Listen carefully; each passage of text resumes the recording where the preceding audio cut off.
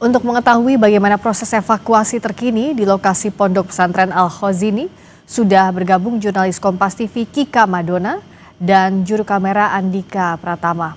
Kika, bagaimana data terkini jumlah korban yang masih hilang berapa sampai saat ini? Dan proses evakuasinya apa ada terkendala di hari ini? Ya, Friska dan juga saudara, jadi informasi terbaru yang kami terima kurang lebih sekitar 15 menit yang lalu bahwa untuk saat ini dari tim SAR yang juga kemudian bertugas dan juga ahli konstruksi ini juga sudah melakukan pemetaan terhadap lokasi-lokasi yang juga kemudian aman untuk diakses dari para petugas yang saat ini juga masih melakukan evakuasi baik secara manual maupun menggunakan alat berat. Dan hasilnya ada satu korban lagi yang juga kemudian ditemukan dan juga sedang menanti untuk proses evakuasi. Nah, untuk bagaimana identitas dari korban tersebut, selanjutnya ini nantinya akan dibawa ke Rumah Sakit Bayangkara, Polda Jawa Timur, yang mana nantinya ini akan dilakukan proses identifikasi terhadap korban. Namun, kalau berdasarkan data yang kami terima sejak sore hari tadi atau kurang lebih sekitar pukul 4 sore tadi hingga pukul 4 sore di hari kelima ini, jumlah korban yang kemudian dinyatakan meninggal dunia pada sehari ini yaitu sebanyak 5 orang korban yang juga kemudian sudah terevakuasi. Artinya mulai dari hari pertama kejadian pada hari Senin lalu sampai dengan saat ini jumlah korban yang juga kemudian telah terevakuasi dan dalam kondisi meninggal dunia yaitu sebanyak 10 orang korban. Kalau untuk jumlah korban yang masih dicari, Friska dan juga saudara, tadi kami sempat mengonfirmasi kepada Basarnas yaitu sebanyak 53 orang hingga saat ini masih dalam proses pencarian. Untuk memudahkan proses pencarian dari tim DVI Polda Jawa Timur ini juga kemudian melakukan proses pencocokan DNA dari wali murid, orang tua, dan juga kerabat kandung seperti itu, yang juga kemudian nantinya digunakan untuk mengidentifikasi korban meninggal dunia yang juga kemudian dievakuasi mulai dari hari pertama sampai dengan hari ini. Sehingga untuk proses evakuasi hingga saat ini masih terus berjalan, Friska dan juga saudara.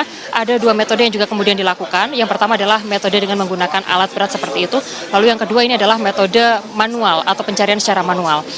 Upaya-upaya ini dilakukan karena memang harus ada kehati-hatian terhadap korban yang juga kemudian diduga masih terjebak di dalam reruntuhan dari bangunan Pondok Pesantren Al-Khazini Sidoarjo, Jawa Timur, sehingga upaya-upaya tersebut yang juga kemudian dilakukan hingga saat ini.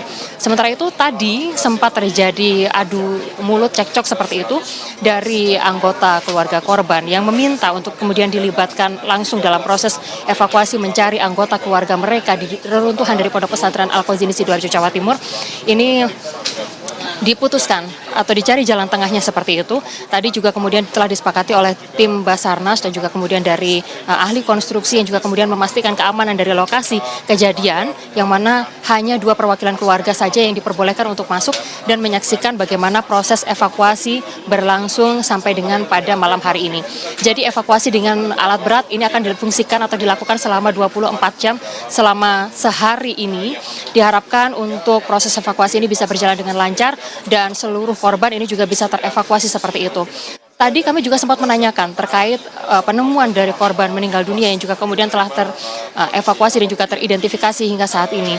Informasi yang kami terima dari Kepala Basarnas Surabaya yang menyatakan bahwa sebagian besar korban yang ditemukan hari ini itu terjebak di lantai dasar seperti itu.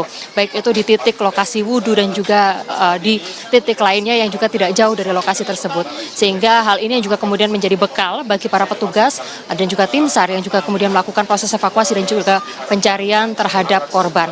Pencarian terhadap korban ini jika sebelumnya dilakukan atau digunakan sejumlah peralatan seperti sensor seperti itu, namun untuk saat ini dari tim SAR akan melakukannya dengan penglihatan seperti itu. Jadi melihat bagaimana kondisi sekitar dan kemudian akan dilanjutkan dengan proses evakuasi baik itu dengan alat berat maupun manual. Demikian, Friska. Terdata 10 orang meninggal dunia dan 53 lainnya masih hilang. Ada 2 metode, baik dengan manual maupun menggunakan alat berat untuk mencari korban. Terima kasih Kika Madona, langsung dari Sidoarjo, Jawa Timur.